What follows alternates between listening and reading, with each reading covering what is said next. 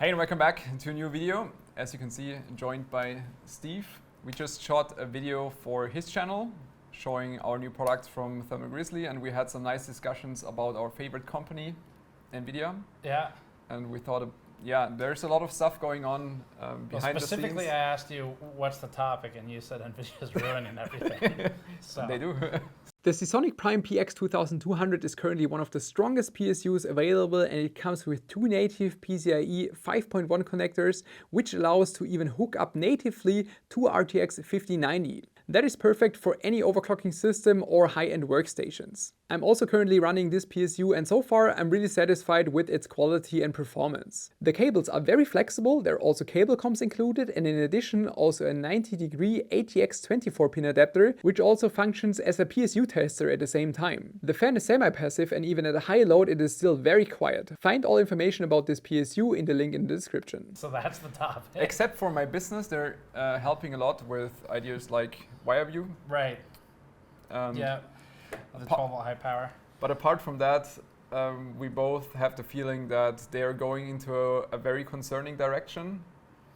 And it's not just the gaming thing either, because I think some people are like, oh, it's gamers are being entitled about not having good priced gaming devices. I think it's that change, but also the sort of controlling or vindictiveness that Nvidia operates with. I'm not sure how you think about it, but if I go back or think back the previous maybe 15 years and see how Nvidia evolved from being like gaming focused, more relaxed company to currently they're like this, overly controlling girlfriend thing.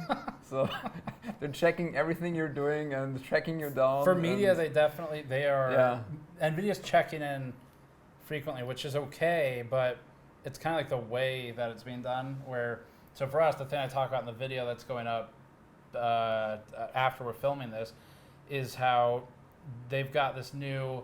It's the editorial direction thing again. They did the Hardware Unboxed years ago, and now for us, it seems like you guys really like working with the engineers like Malcolm. It'd sure be a shame if something happened to those videos if you don't talk about MFG4X. Did they actually say that, or was it like? Yes, Oh. The way they said it was multiple times actually over the last 6 months was. So we were initially like resistant to some of the requests about MFG4X in the reviews, and later on, they started just getting more direct with me and explicit with like, well, this type of thing is how we can. They said secure the budget, and just to be clear, we do not get paid for that.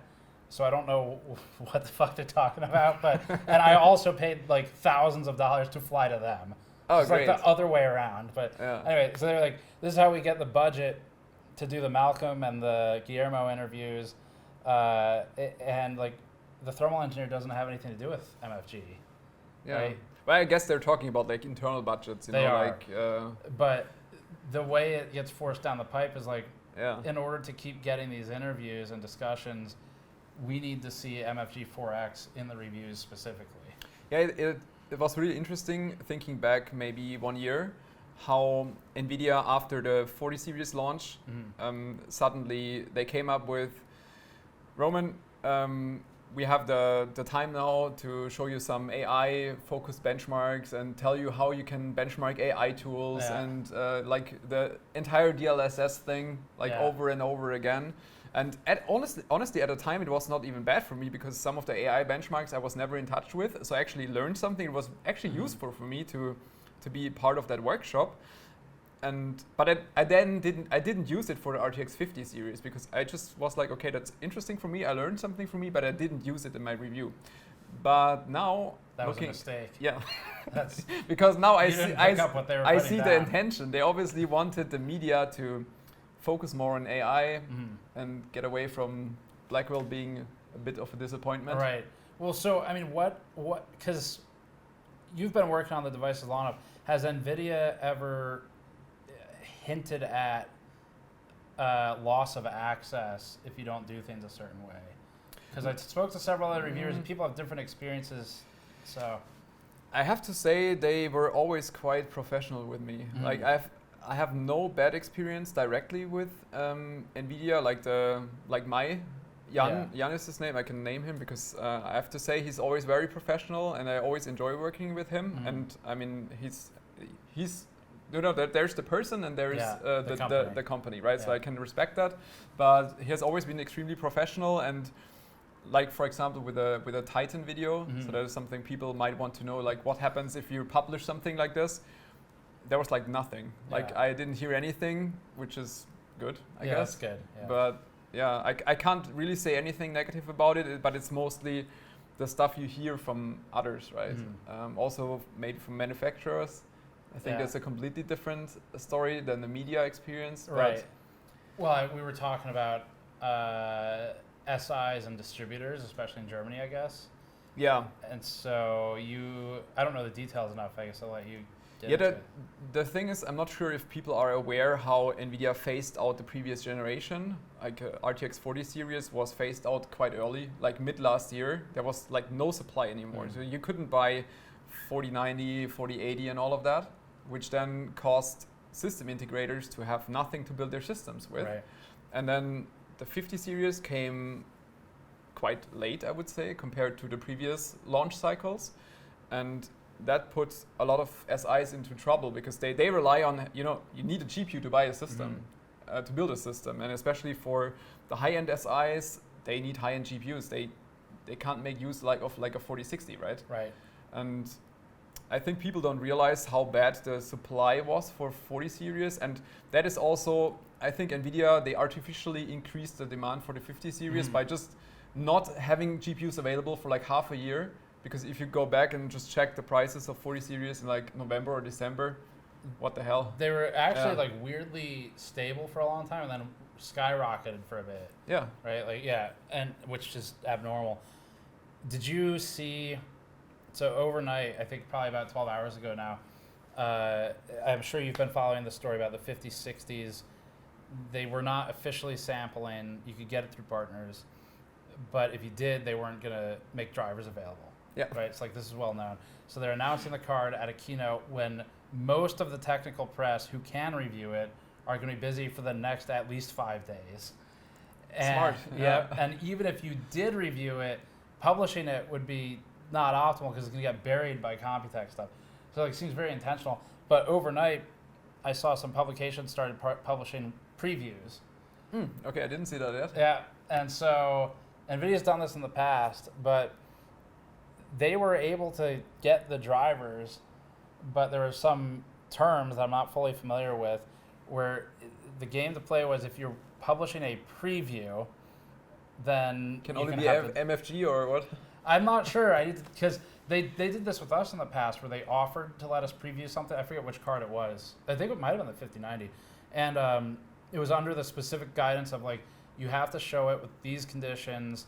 And I think it was MFG, and it was basically like an A/B test, but it was meaningless and no competition, right? And no prior generation, unless you want to show it being way better. Oh, so, that's a great test. So and I think that's probably what happened here, but because the actual review press didn't get drivers.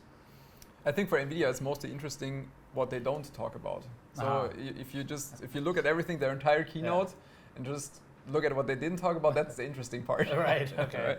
Because they always try to hide the bad parts, but they're doing it in such an obvious way that everybody can figure it out in like 5 minutes. Right. Yeah. Yeah, so I mean, in the past it's been, the memory's been the obvious one for a lot of this stuff. Yeah. Not talking about the capacity of the lower end cards in the original announcements, but what, so if your premise was NVIDIA's ruining everything, all right, Roman. So you're a reviewer. You get all this stuff for free. In fact, you get so much of it for free that you have your own factory where you can make even more stuff to give yourself for free. Right? So it's like an unlimited cycle. So you're just being entitled. NVIDIA's not ruining it. They're creating the possibility for any of it to exist. Yeah. Right? I mean, the thing is also because you're saying that like we're getting it for free, which, I mean, we have to work for it, right? But the thing is, from my perspective, I like to have a good product. But for YouTube perspective, the worse it is, the better, right? It depends, I think. But most of the time it is if we, let's say the 12-volt high power drama, right? If I upload another video of 5090 burning down, you get a shit ton of views. Yeah. So there's always this. Obviously, I also enjoy those cases because it's special and it's fun and all of that. But like, I would personally also just like to have a product that is nice. Well, just throw this out there, but in our numbers, products that are overly positive, like CPU and GPU especially, the views are way better over the life of the review. Yeah. So like if you look at our 9800 X3D views versus the 285K, I think that's what it's called. Yeah, the Intel piece of shit. If you look at the views, it's like a 2x difference. Error Lake, you mean? Yes, thank you, Error Lake. Yeah, and so if you look at the views difference, like the better products, they tend to continue tracking up. And it's the same with the Liquid Freezer 2 and 3 as an example, where those videos, they have like over 1 million views for us, which is crazy for a cooler. And it's because absolutely. So like I think it really depends what gets more views, but having purely negative is also just not great for anybody, so. I also feel like you end up in like those negative spirals. So I'm not a fan of it. Also, you have to think about the backlash and also the trouble that comes with it. So if I have a really positive product and the review is nice, then everybody's happy, right? I'm happy, consumers happy, and the supplier is happy. But most of the time, if it's really bad and the video is really bad, then I think people underestimate how much comes with it, like how many emails I have to reply to, phone calls and stuff, and explain things. It takes a lot more work to reinforce a negative review than a positive one. For us and for YouTube, like if I look at this from like a financial point of view, if I would have like an easy to do video, like positive, I would get the same amount of money, right? So that when people say, you're doing the negative stuff to gain money, that's actually not the case. It's like the opposite. It's like for you when you're doing all those you're making investigative videos that take like a week or 2 or more. You could have done 10 easy videos and earn 10 times as much. Yeah, exactly. Yeah. So, but the point, if I'm the internet, I'll play my best devil's advocate here. If I'm the internet, though, coming back to the same point, how is Nvidia ruining it if they created it to begin with? What would you have them do? Not make money? Why do you want Nvidia to suffer? I don't want them to suffer. Oh, I think you do. No. I mean, they are only worth trillions of dollars. They are suffering, Roman. You're hurting them. I think they just lost a little bit where they came from, and that's what's sad, to be fully honest. If you think about not only us as reviewers or even the consumer, but if you look at the AIB partners, I can't even recall how many people I talked to in the industry that are making like the GPUs at the AIBs that are just constantly complaining how Nvidia is working with them and everything is so locked down these days compared to, I don't know, 10 years ago. Like overclocking, right? Yeah, you could overclock, back then you could do like a dual GPU card. And then it all started, then there was like the 6090 was the last one. The 690. Yeah, 690. And then Nvidia was like, you can't do this anymore. And you can't do this anymore. And you also cannot do this anymore. Well, now they don't even want you to have 2 12-volt high power connectors. And it's not even, I think it's just like an optics thing at this point. The thing is, this is also a very interesting story. In December last year, before the 5090 was out, we had already the first sample and we're working on the water block. And then I was reaching out to, let's say, a company and asked them, so why is there not 2 12 high power connectors on there? And they said, Nvidia doesn't allow it. Yeah. And then I asked Nvidia, and they said it is allowed.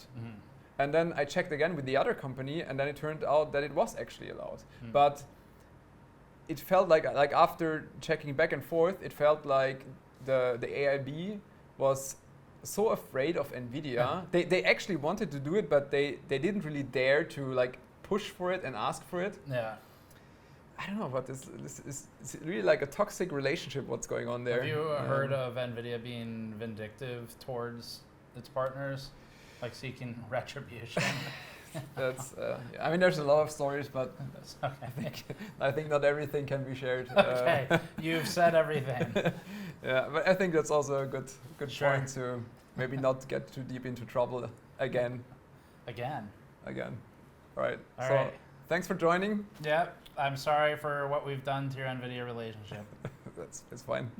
It can only go up from here. That's a great way to look at it. All right. See you next time. Bye. Cheers.